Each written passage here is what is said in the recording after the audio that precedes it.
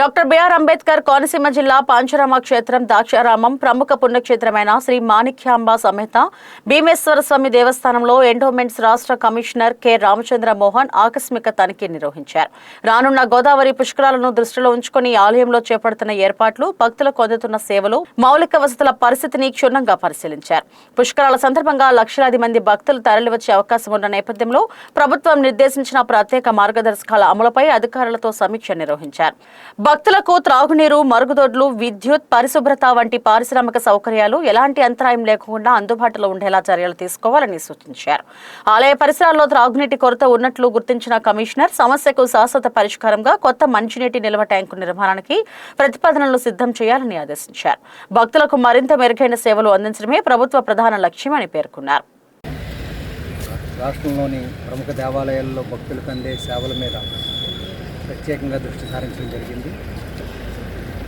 ఆ సేవల ప్రమాణాలని, నాణ్యతని ఎప్పటికప్పుడు ఆ సేవలు అందించే విధానాన్ని నిరంతరం సమీక్షిస్తూ ఉన్నాం.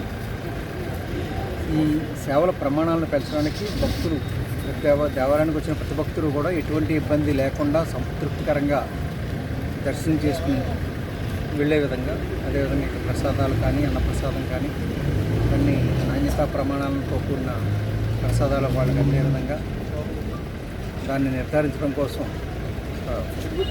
7 విషయాల్లో ప్రత్యేకంగా స్టాండర్డ్ ఆపరేటింగ్ ప్రొసీజర్స్ విడుదల చేయడం జరిగింది.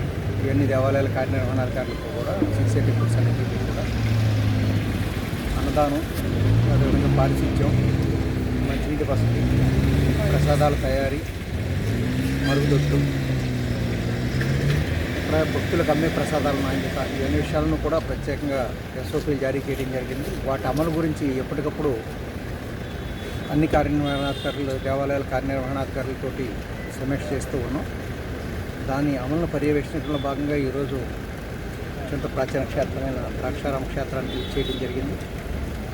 ఇక్కడ దేవాలయ పరిసరాలన్నింటినీ కూడా క్షుణ్ణంగా పరిశీలించడం జరిగింది. పారిశుధ్యం సంతృప్తికరంగానే ఉంది.